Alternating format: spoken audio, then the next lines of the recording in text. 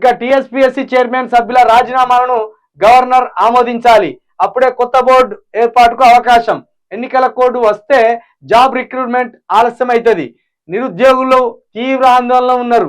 Governor తమిళసైకి లేఖ రాసిన MLC Jeevan Reddy. అబ్బా, మీరు నచ్చినలాంటి జీవన్ రెడ్డి గారు నెల రోజులుగా మీ పార్టీ అధికారంలోకి వచ్చిన ముఖ్యమంత్రికి సోయి లేదు, మంత్రులకి సోయి లేదు, ఎవ్వరికి సోయి లేదు. ఒకసారి ఎన్నికల కోడ్ వస్తే రిక్రూట్మెంట్ ఇక జరగదు.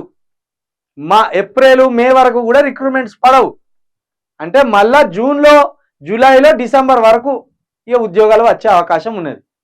కాబట్టి ఎన్నికల కోడ్ రాకముందే టీఎస్పీఎస్సీ చైర్మన్ సభ్యులను తొలగించి కొత్త టీఎస్పీఎస్సీ చైర్మన్ను సభ్యులను ఎన్నుకోవాలని జీవన్ రెడ్డి కోరుతుండడం నిజంగా ఇది సంతోషించే విషయమే.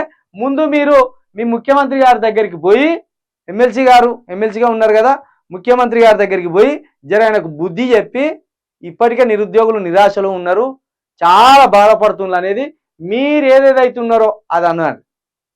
గీలకు ఏమైనా బుద్ధి ఉన్నదా? గీ విలువ ఈనో వేషం కట్టిండు, ముఖ్యమంత్రి వేషం కట్టిండు.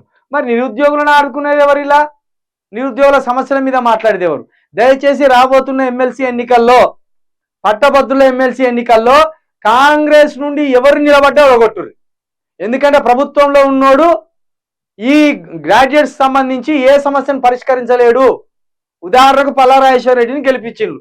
పల్లారాజేశ్వర రెడ్డి గెలిచి 3 సంవత్సరాలు అవుతుంది, 2 సంవత్సరాలు అవుతుంది. ఒక్కనాడన్నా నిరుద్యోగుల పక్షాన ఒక ఉద్యోగ నోటిఫికేషన్ వేయరని మాట్లాడిండా?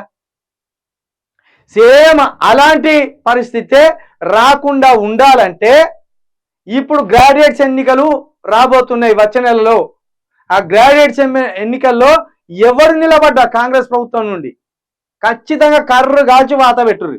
ఎందుకంటే ప్రభుత్వంలో ఉన్నోడు నిరుద్యోగుల పక్షాన ఉండడు, నిరుద్యోగుల పక్షాన కొట్లాడాడు. కాబట్టి అది దృష్టిలో పెట్టుకొని ఓడగొట్టే ప్రయత్నం చేయరు. ఎవరికి టికెట్ ఇచ్చినా, కాంగ్రెస్ వాళ్ళు ఎవరికి టికెట్ ఇచ్చినా ఓడగొట్టరు.